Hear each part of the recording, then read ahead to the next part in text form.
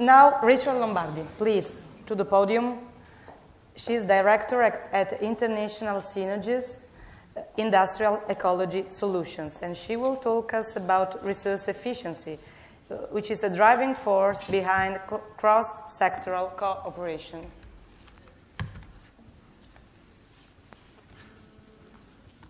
And this is really a key point, efficiency. Yes. I like the word, and it's important also in the emerging industry. Okay, thank you. Thank you very much for the invitation to talk to you about what we are doing in practice, which we heard quite a bit about from the speakers in the first section about working across sector to drive innovation. I'm representing today a small company called International Synergies Limited based in the UK and working around the world in innovative industrial ecology solutions. So the innovation is both our own company, which, as was pointed out, which is more an emerging technology of industrial symbiosis. It's been around forever. But also the innovation of the companies that we are supporting by working across sectors and across boundaries. Yeah, I've already said that. We are very proud to have been recognized by business, community, public sector for innovation and for carbon. So it really is an approach that delivers on the whole sustainability agenda. So what is this industrial symbiosis, and then who's doing it? It is, as we've heard, the transition to the circular economy. It's about keeping resources in use for as long as they can have a productive life. So sometimes this is very straightforward.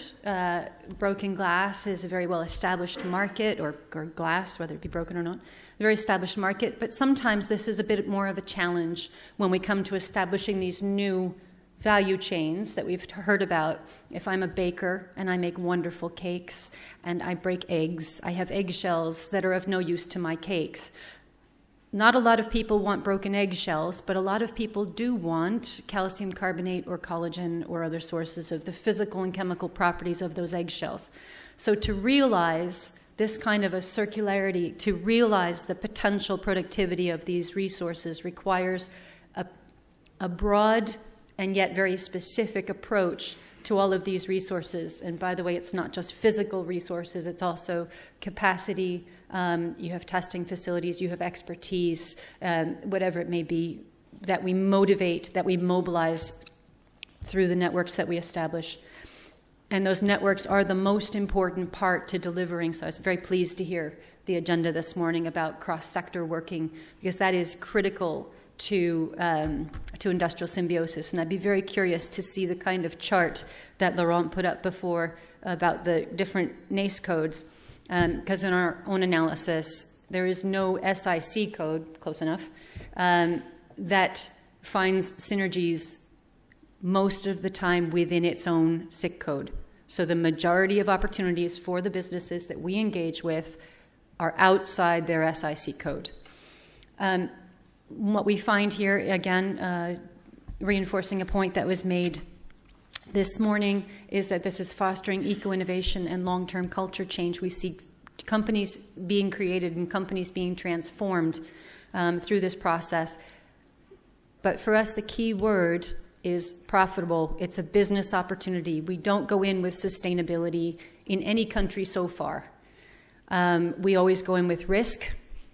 And one of our colleagues at Coca-Cola at the recent Global Green Growth Forum made the point that that is a single common motivator for business, is managing risk. We go in with cost and with revenue diversification. The OECD has declared industrial symbiosis in our model, NISP is our brand, to be an excellent example of systemic innovation. So again, it was very nice to have the recognition. So who's doing it and why? We hear a lot about innovation, and I love innovation. I love working for an innovative company. But the fact of the matter is we need to move everybody on the planet, not just the innovators, and innovation takes time to catch on. All right, industrial symbiosis has been around for 1,000 years probably, making best use of everything that's mobilized, but it's only now emerging through DG policy. We need to move the mainstream as well. So how do we engage the mainstream besides the innovators and get the mainstream engaged in changing? I love this quote by Mr. Barona. no company is looking for eco-technologies or eco-innovation. What they are looking for is a solution to a business problem. And when you motivate them and when you engage them on a business problem through cost, through revenue, through risk, right, as supported by the Eurobarometer study, that's where you get the innovation and the change of process, product, and business model.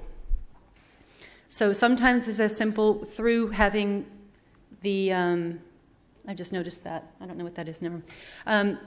Sometimes it's as simple by having the network of sharing best practice, having a peer-to-peer conversation about what you can be doing to improve your processes. Sometimes it's that simple, but that simple makes a big difference across the board.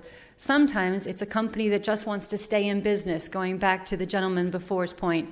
This isn't about innovation, it's about surviving for this company, but they were the same thing because it needed to innovate to survive. Its old technology stopped working when the technology of the X-ray films that it was recovering metals from changed. They changed the plastic, and my process doesn't work anymore.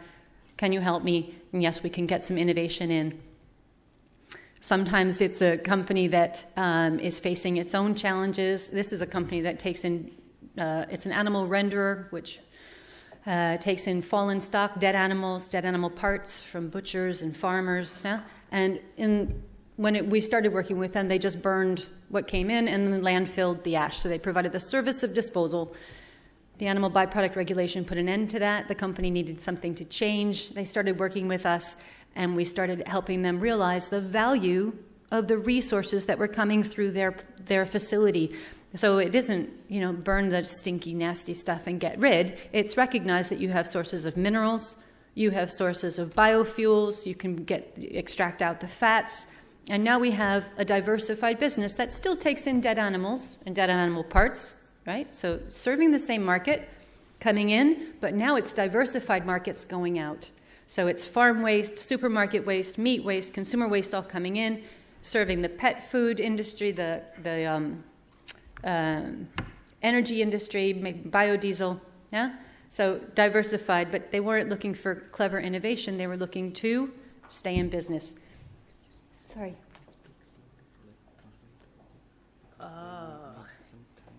Okay, I'm very sorry. I'm from New York. We speak very quickly.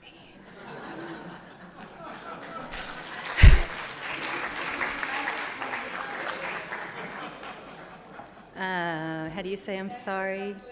I'm sorry. Okay. So start again? No. So that was... The mainstream businesses are looking for solutions. They're happy if they're innovative solutions, but they want solutions. They want to stay in business, they want solutions. The innovators now, they want that. Now we're talking, as the gentleman this afternoon, sustainability is your growth strategy. They're looking for competitive advantage and new business opportunities. This is a different mindset, a different approach. And this is where we see new products to market, like a young lady who came up with an idea of how to collect food waste. We know this is a problem across the world, the amount of food waste and the nutrients that we lose from the cycle, like the phosphorus that is only geopolitically scarce. So when we can introduce an innovator into a network of solutions and potential partners, then this innovator's idea can take hold and go to trial and prove itself in the market. Sometimes it's just finding things to do with what are currently not closed-loop resources. So resources that maybe don't retain their full value, which is obviously the goal, but we can still keep them in productive use. And in this case, it was a company that was dealing with hangers and coffee waste. Interesting combination. Hangers and coffee waste to make panels and tables. So he had an idea, he had a new technology, and we helped him to meet the companies that would provide him the resources in and the market going back out. We also, as a company, to be able to serve our networks best, engage in research ourselves through our partners. We don't do the research, but we make sure that we reach out to the research. And again, that was a point that was made in the earlier session, the importance of engaging with research to bring it to the market so it doesn't stop, as someone said this morning, at the libraries. What you can start doing, and now this is coming to international synergies innovations, what you can start doing once you have information from 15,000 companies, 20,000 companies around the world, is start thinking strategically, not about responding to the companies that are in front of you, but what would fit? It's like a puzzle with a puzzle piece missing. And you say, well, if a paper company has as inputs waste paper, rejected, I'm going to try this, it's probably not going to work, right? Oh, waste paper comes in, water comes in, paper sludge goes out. Each of these things costs money. Yeah? Everything in blue is an input or an output that costs money. If I can, as a paper company, find one location where I have the potential for 12 partners to bring me waste paper, 2 partners to pass their used water over to me and it still meets my specifications, so it's not new water, which we know is the next crisis coming, yeah? And the construction, 5 partners. Now I've not only addressed the cost basis of the one company, but I've supported 30 companies in the area. So the regional economic development strategy of being strategic with the inward investment has this kind of effect. And we do this based on the knowledge of the resources that are in the community, and you can then make that much bigger to develop a strategy for an area. So I want to add some drivers to the drivers that were identified before. And again, we speak the voice of business, and business is looking for business opportunities. So it's the volatility of resource pricing, beautifully captured in the McKinsey report, Resource Revolution.